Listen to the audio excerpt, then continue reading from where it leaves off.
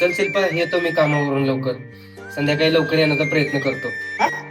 तुम्हाला आजीने बोलावलंय घरात. बर बाळा, आजीला जाऊन सांग येत आहेत पप्पा म्हणून. जा धर का शिल्पा बॅग. मी आई काय म्हणते ते बघून आलो लगेच. हो, कुठे चाललाय? अगं आत्ताच तर आपलं बाळ म्हणून गेलं ना, आईने बोलवले म्हणून आलो मी लगेच जाऊन. त्यांना त्यांच्या काहीतरी काम करून घ्यायचे असेल, हे कर ते कर, तुम्ही जावा कामावर. तुम्हाला माहिती ना आपली आज अॅनिव्हर्सरी आहे.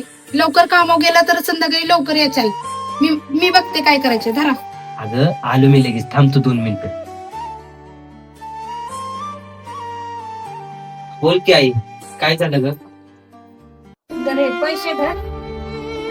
सुनबाईला मोठ्या हॉटेलमध्ये जेवण करायला घेऊन जा. याची काय गरज आहे आई? मला माहितीये तुझी नोकरी गेली आहे, ही गोष्ट सुनबाईला सांगितली नाही, पण मी आहे तुझी, मला सारं माहिती. हो आई, ते सगळं ठीक आहे ग, पण हे पैसे नकोत मला.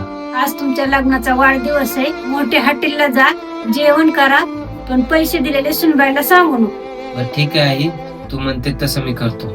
अजून एक तुला सांगायचंय, सुनबाईला म्हणा मी पण तुझी आईच आहे, सगळ्यांसंग हसून खेळून बोलून राहा. बरं ठीक आहे आई, तिचा काही गैरसमज झाला असेल तर तू समजव तिला. मी समजवतो तिला. येतो मी.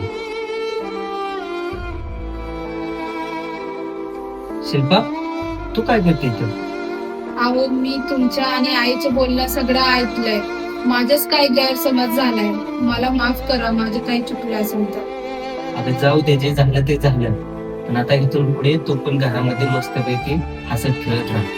आणि आईने जे पैसे दिलेले आहेत आपल्याला अॅनिव्हर्सरीला जाण्यासाठी, आई म्हणली हॉटेलमध्ये जाऊन जेवण वगैरे करून घ्या.